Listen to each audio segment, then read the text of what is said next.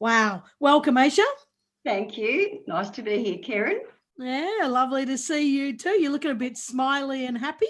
I am. Well, I'm always happy, but it's been a long time since I've actually seen you, so I'm really pleased to be. Give us a deeper understanding about your, and I'm going to say incredible, that doesn't mean positive or negative, incredible life and your journey. Look, it is a really hard thing to sort of say in a few minutes, of course, but you're spot on saying that, if you can take that darkness and pain and do something positive with it. Exactly what you said, it culminated in the book, but growing up in that environment, look, my father was a policeman as well, which made it harder. Mum was a school teacher, fantastic role model. But yes, that was the norm, that violence. So I got used to, the car coming up the drive, the smell of the alcohol, the swaying and stuff, and the violence. And that went on for many, many years, and it was normal. And of course, I used to go to school with a smile on my face, and everything was fine. No one ever knew. So it was sort of, swept under the rug for many, many years. And I think as a result of being in that environment too, it damaged not only my confidence and self-worth, but I didn't have a positive role model of a male figure. What it was like to have a loving, supportive father figure, and seeing that as in a husband and wife capacity as well. So that then transpired into some behaviours that I exhibited, acting out, getting drunk and that sort of thing when I was in my teens, probably a little bit with attention-seeking sort of stuff and wanting to be loved, but all in the wrong ways. It really did damage me, and it took many years to really sort of realise that, hey, that's not really the normal way of things happen. So it was a journey for myself first, and I think that's a really important thing for your listeners to understand, that before you can help anyone else, you need to do that work on yourself, because when you do that work on yourself, the skills and things that you learn then transpire into gifts that other people can then use as well. So that journey took me many years, and I did it alone, which was not usually what people do. In my situation, a lot of people get outside help. I didn't really have anyone, but it did take me a long time to get through that. From an outside sort of perspective, with a bit broader picture, I mean, I loved school. I was always into sport. I was always in leadership roles. Dance, I was a dancer. I was a gymnast and that sort of thing as well. I found it hard to sort of be in the right, always wanting to be in with the crowd. And I mean, eventually I was, I suppose, but I had a lot of trouble with bullying and that as well. So I sort of had a lot coming from it, quite a few aspects. And then as an adult, I experienced domestic violence again when I married, not to the severity, but still domestic violence, and decided to leave. And I raised my daughter on my own because I didn't want to put her through what I had been through. But, as life sort of went on, and, there's been a number of health challenges, which I'm sure we can talk about, but part of those health challenges involved me being hospitalised for many years on end and enduring lots and lots of surgeries.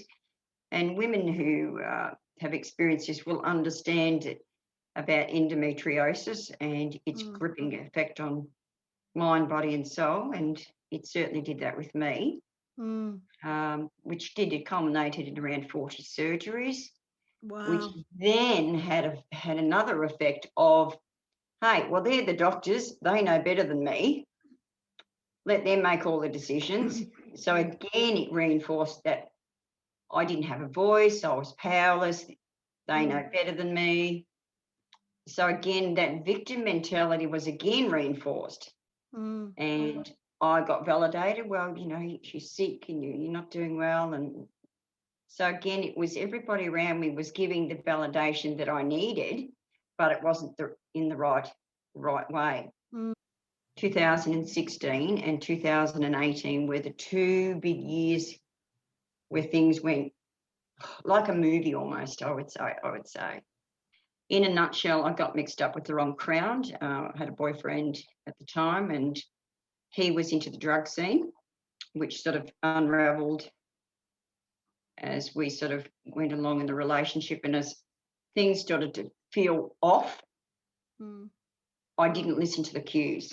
Yeah. So I pushed my instincts aside and I got deeper and deeper and deeper. So my house was, I had video cameras, hidden video cameras. I had listening devices in my home.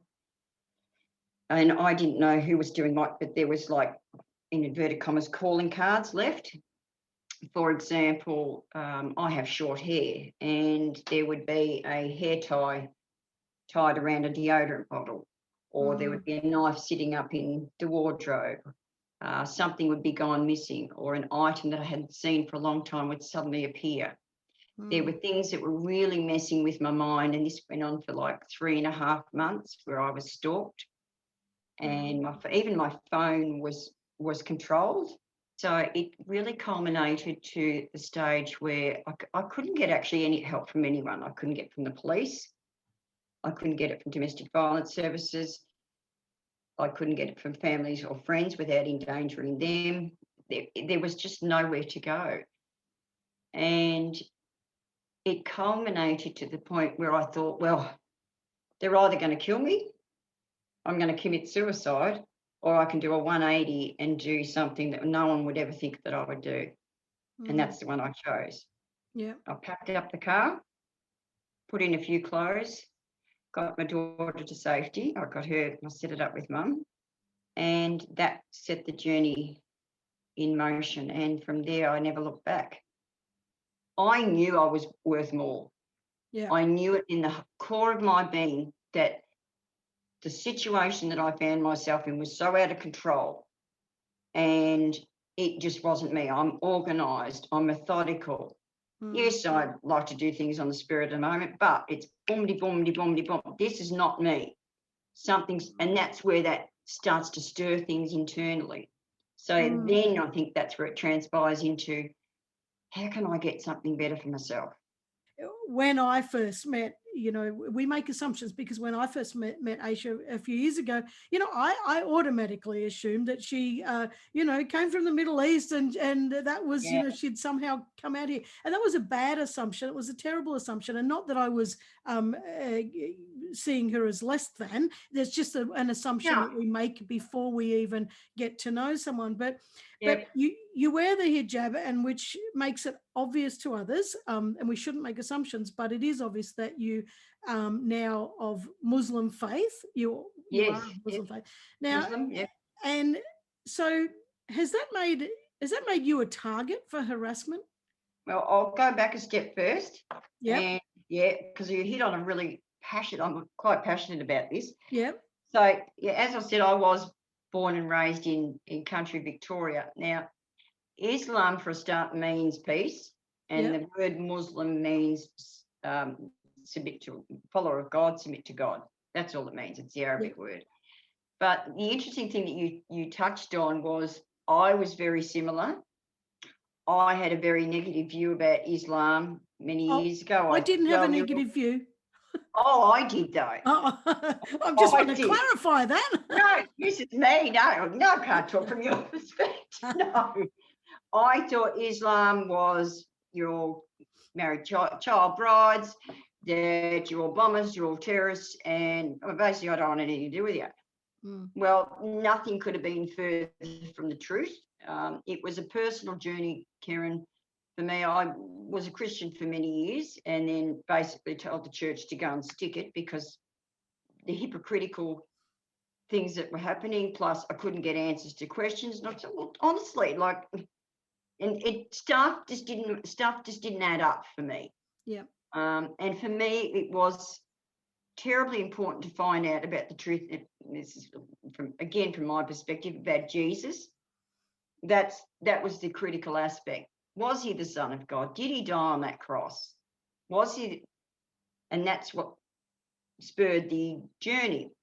So when I spoke earlier about being in 2016 when I fled and so forth, I ended up in Mildura in the backpackers, and I was surrounded by some beautiful Malaysian Muslims, and I was a bit standoffish at first. I thought, oh, holy Toledo, what have I got myself into here? Oh, jeez. But they were beautiful, and they were so kind and caring, and I thought, well, hang on, this isn't adding up. So I got curious and eventually found out the fundamentals that, oh, this Allah is actually God. It's not two. Ah, okay, well, there's check number one. That's where I was at. And that journey then continued, and I eventually took the testament to faith to say, yes, I do believe there's one God, and I believe in everything that I'd grown up with, but it was all now all there in the Quran. It was there, and I thought, God, finally. And it was like a relief for me. So that personal journey was, you know, all tied into the previous part that I talked about. I lost all my confidence when I did take the testimony of faith, because it was a complete change of lifestyle. It meant, you know, I didn't have to, but it was something that I chose to do. Eventually, I decided to put a hijab on, that, you know, I would wear long things to cover my skin and hair. And that transition, you know, I did it took me a couple of years to really come into my own again and be at peace with who I was. But that was a transition as well, and a growth for me. But golly, I'm glad I did it. I'm so pleased I did it. Yeah. Yeah. It's funny, isn't it? We have this, even you're saying, you know, and then she opened her mouth and people say, oh, she's normal. But isn't it amazing though, how we have we all hold an unconscious bias, you know, we all do. Yeah. And even though even though when we're not sort of being negative, we're still holding biases about, this is what I expect from this situation or from what I see. And this is my interpretation of it. And we can be completely wrong. And it's ignorance. Ignorance breeds fear, and fear breeds, you know, the behaviours that we've mentioned. And I think if by me opening my mouth, so for example, if I meet you and I see hesitance written on your face, a normal reaction to someone seeing that would be hesitant again. Yeah. But what do? I ignore that, and I put my hand up, pleased to meet you, bang. Yep. That fear dissipates, because at the end of the day, we all want to be accepted. We all want to belong. In every culture, in every aspect, in every faith, in every group of people, there is a handful of dickheads. And totally agree. Ruin it for everybody. Do you know? Totally agree with that. Totally agree. Yeah. And unfortunately, it's usually the minority that then get blown out of proportion. And when in fact you actually go and do the research, you'll be quite shocked. And I would say that to anyone, regardless of whether it's this topic or any other topic, before you open your trap, go and get educated first, then have an opinion. Totally agree. Anyway, let's move on to your book. I know. So just tell us about this book, and, you know, whatever you want to tell us about it, but what can readers expect? Yep. Well, I was fairly deliberate in the way that I wrote it, that it's written in very easy to understand language. Yeah. So I've put case studies in there. I've used a lot of examples. I've put questions as well, so that it's not just a book you think, oh yes, that's very good, and you put it down. Yep. It's actually got stuff in there. If you do the work or the questions, it will move you forward. So it's been a very deliberate attempt to try and be as all-encompassing as it possibly can be. Yeah. Look, some of the topics it covers, obviously letting go of the past, which we've spoken about. Yeah. Understanding the difference between sacrificing and selfishness, which is a great topic. I've got a great chapter on that, and I think a lot of women in the West will really resonate well with that. Yeah. I actually really enjoy that chapter. There's about listening skills. I've written about comparisons, time management as well, but anyway, I can be controversial at times, but it's all positive stuff. It's all positive stuff. What you focus on is what you get. And look, some of the endorsements that I've got terrific endorsements. I've got Lauren Devard, who's ex-gladiator, and good. Shane Warne and Yep. Russell Crowe and world champion. And wow. I've got an ex-TEDx speaker and Sean Douglas from America, and I've got Bilal Assad, who's an international motivational speaker. So, yeah, some really good names came on board to support me.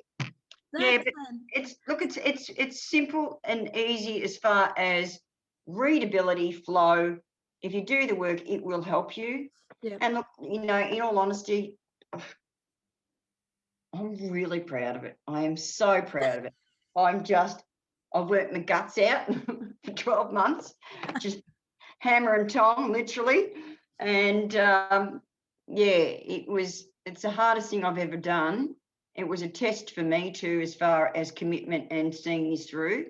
A lot more involved than I ever thought, as you would well know. Yeah.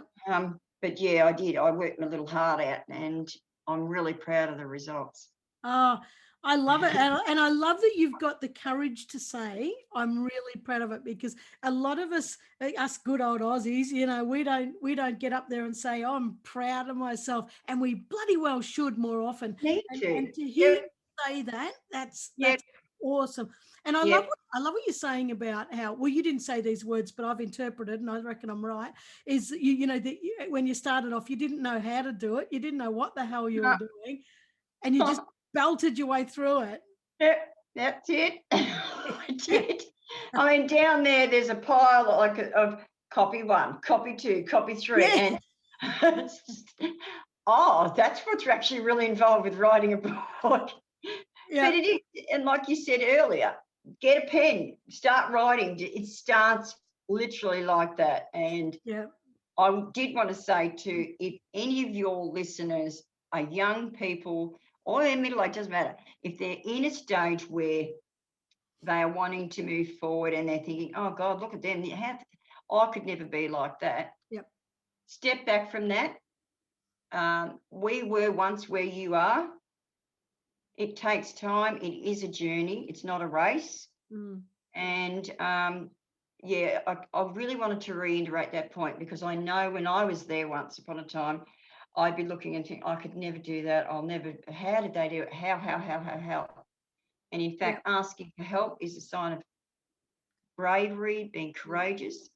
We used to think that asking for help was a sign of weakness. Well, in fact, it's not. It's a sign of growth, maturity in action. Yeah. And, finding people, start surrounding yourself with people that are like-minded, where you want to go. It doesn't matter what your topic, for God's sake, get passionate. Just get passionate, back yourself and get moving. Because when we're all at our best, that's when the world's at the best. That's when we start to bring about world peace, and when we start to bring about acceptance, and when we get tipping points for good, it's when everybody's passionate about what they're doing. So agree with this. Yeah. Trust, number one, trust your dream. Yep. Because the very thing that will trip you and make you come undone is not trusting yourself. Yeah. So number one, trust the dream, because it all does start with there. When you start trusting yourself and where you're heading, that's when you start taking those tiny little steps towards a clearly defined goal. Get very clear about where you're heading, of course. Trusting your own dream, actionable steps that are small. Every day, just one step a day. Then another week, a couple of steps. Start asking questions, putting your hand up, become curious. But I think it really comes down to, again, the trust and self-belief. I do deserve to live a life that's full of meaning and purpose. I can choose to be happy. Yeah. And I can choose, to chase my dreams and really put the things in place to achieve it. Because you did the whole pride thing before, I'm going to let you have the honor of saying, what's the title of your book? Right. So it's called It's All Within You. And then I've got the tagline is Tools for Transformation. And yes, I am very proud of myself and my book. And I'm owning it. I love it. All right, Karen, thank you again for having me on, and enjoy the rest of the day. You